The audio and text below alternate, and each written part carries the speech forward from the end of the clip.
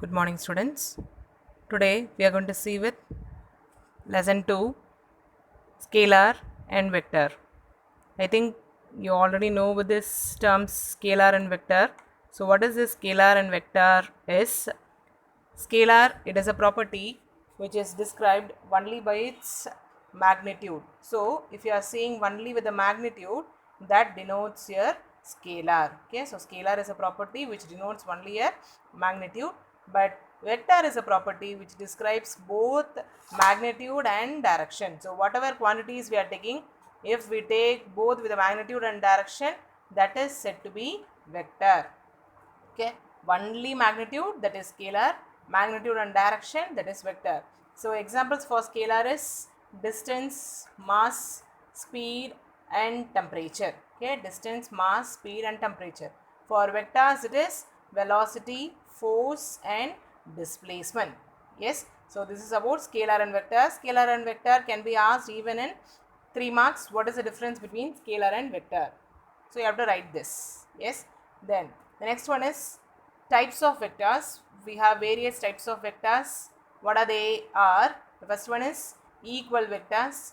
Next one is collinear vectors.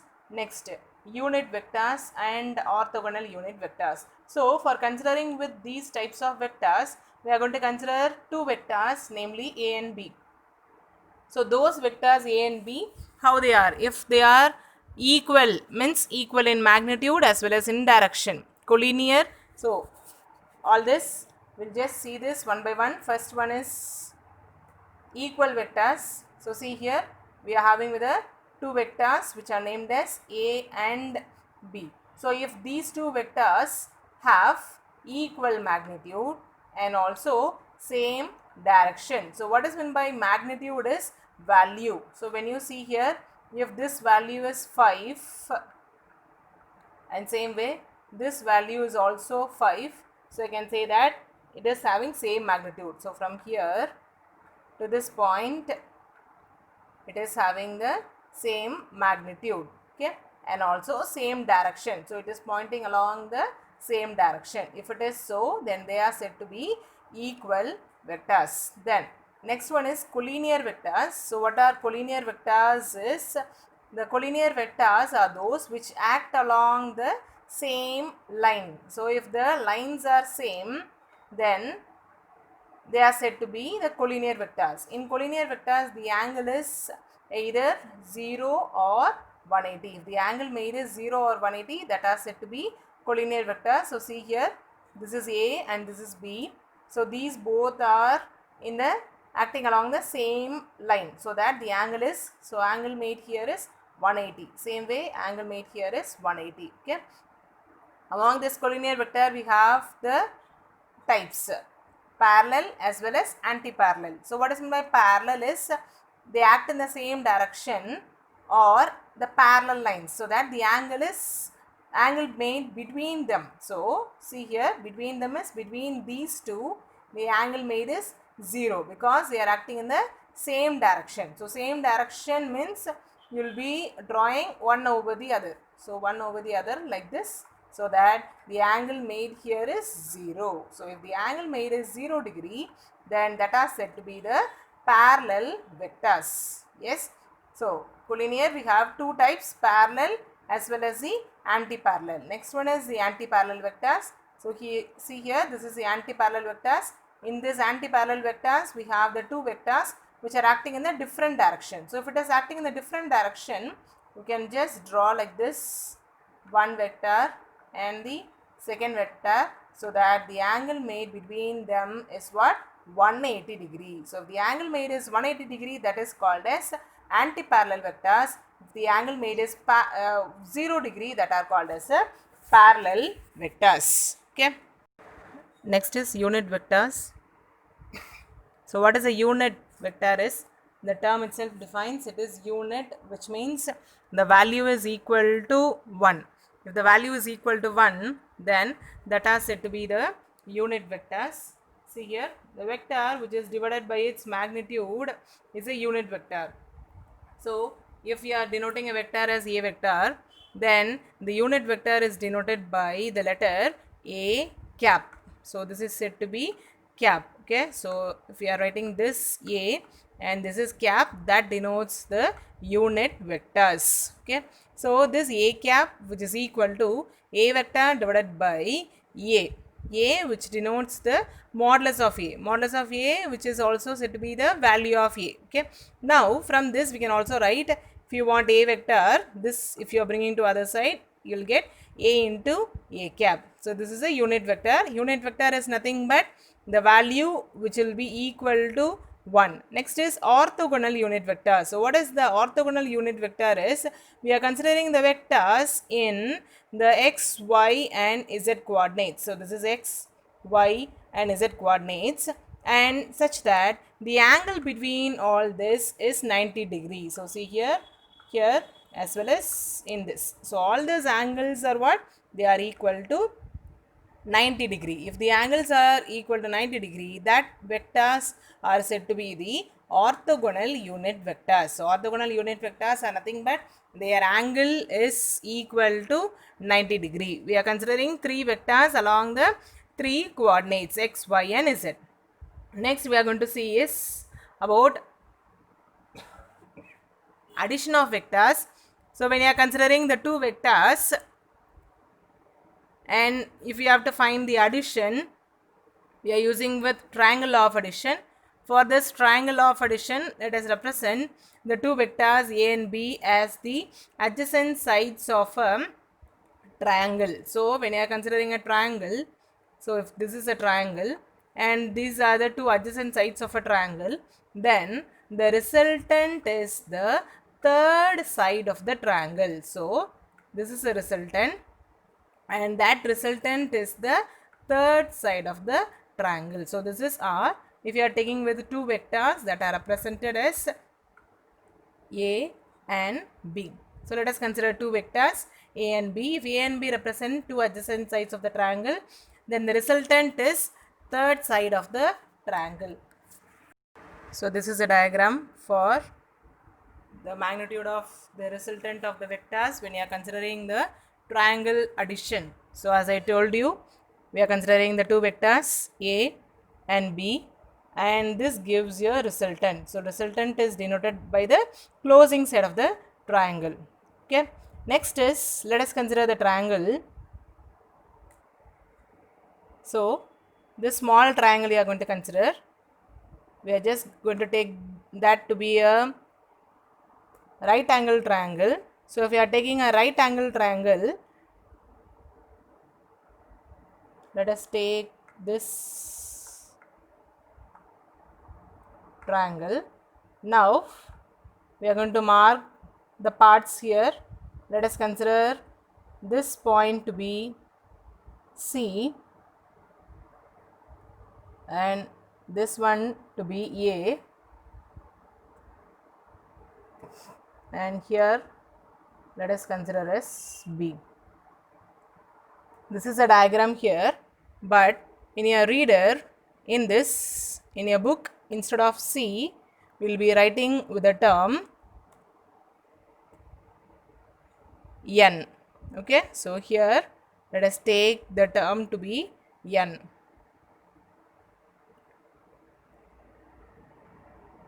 This is N,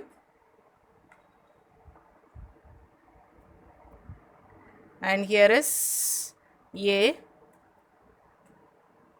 and here we have the term B. And let us take the angle here. The angle which we are going to measure here is theta, that is near the term A. So here we are going to measure the angle to be theta.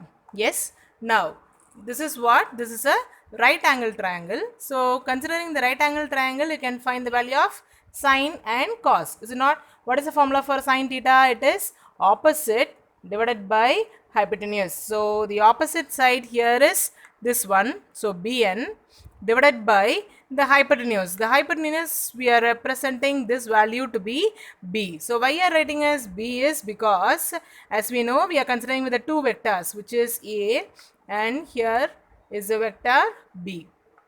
So opposite is Bn divided by B. Okay. Now When you have to find the value of bn alone, this you are going to bring it to other side. So this becomes as b into sin theta. Same way, from the same triangle, if you are going to find the value of cos, so cos it is adjacent by hypotenuse. So adjacent side here is an, divided by hypotenuse is again b. So it is, so we get the value of an is equal to b into cos theta, because we are taking b this side, and so we get an is equal to b into cos theta. Yes. So next is, we are going, here we took only with this small triangle, which is this a, b and c. This is a small triangle which you took. Now we are going to take with this full big triangle. Using that, we are going to find the value. Yes. For finding that, let us consider the triangle which is represented by O, B and N. So considering this triangle, this is actually a right angle triangle. So first, when you are considering with a right angle triangle, here this is O, this is N and this is B. So considering with the right angle triangle O, B and N, first when you apply with Pythagoras theorem, the Pythagoras theorem is the longest side is equal to the sum of other two sides. So which is the longest side here is hypotenuse. So this is the longest side OB, that is equal to the other two, which is opposite, and this side is adjacent, because here we have the angle theta. So the opposite to this angle is BN. The next side is the adjacent side, which is ON. And so we have the hypotenuse square, which is OB square, which is equal to ON square plus BN square. Now see this value of ON, in middle you have the term A, is it not? And so this full term, this is a full one, so this is represented as O, and this we are writing as N, and in the middle you have with A.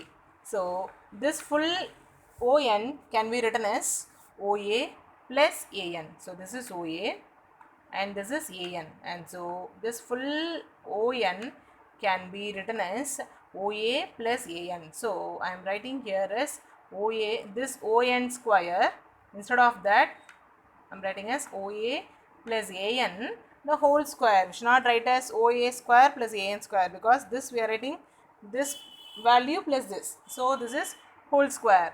So now substitute the values here. Instead of this OA, this can be written as A, and so I am writing here as A. Next is AN. AN, that is equal to what? B into cos theta, and so I am writing here as B into cos theta. Yes. Then BN. So BN value is what? That is B into sin theta, and so I am writing here as B into sin theta. Now expand this. So when you see here, this is of the form A square A plus B the whole square, is it not? So this is A plus B. Instead of B, we have the term B cos theta the whole square. So when you expand, you will get as A square plus B square. So instead of B square, I am writing here as B square cos square theta. So this fully I am squaring, so B square cos square theta plus 2A into B. So 2 into A B into cos theta. Okay, so this I am just expanding as A square plus B square plus 2AB. Okay, then this term just squaring here, so you will get B square into sin square theta as it is. This question is very important. So till this I will say once again, first for this step we are taking the Pythagoras theorem. So Pythagoras theorem, which is longest side square is equal to sum of other two sides. So longest side is OB square is equal to ON square plus BN. Instead of ON, this full term we are writing as OA plus AN, and so I am writing here as OA plus AN the whole square plus BN square. Now expand, now write the values of OA and AN here. Now expand this using A plus B the whole square, and this I am expanding as it is. Okay, then next is, from this two terms we have b square cos square theta and b square sin square theta. So from these two terms, I am going to take b square common. So if I am taking b square common here, the remaining here is cos square theta, and this side we have sin square theta. So that can be written as b square into cos square plus sin square theta. So only I am taking with these two terms, this and this. The remaining terms I am writing as it is. Now cos square theta plus sin square theta, the value is 1, and so we get a square plus b square plus this becomes 1, and so here we have 2ab into cos theta. This is the value of OB square. So OB here it represents R, and so we are writing as R square. So this is the value of R square. But next is, if you have to find the value of R, so this square goes to the other side, that becomes as root, and so we are getting R is equal to root of A square plus B square plus 2AB into cos theta. Okay, so this is very important derivation, triangle law of vectors. So first, before finding with all this value, first step is taking with a small triangle and finding the value of an and bn. So first itself we found out with this. Next is taking with this triangle, considering this as the hypotenuse because there is a hypotenuse. Next, using Pythagoras theorem, we are writing this square is equal to sum of the other two sides. Then instead of ON, we will be writing as OA plus AN. Now write the values, expand this, taking this b square common outside, this becomes as 1. Then square comes this side, that becomes as root. Yes. So this gives your magnitude. So next is we have to find the direction. For finding with the direction, let us consider this same triangle. From this same triangle, if you have to find the value of tan, so what is the value of tan is? Tan is equal to opposite divided by adjacent. So opposite side here is bn.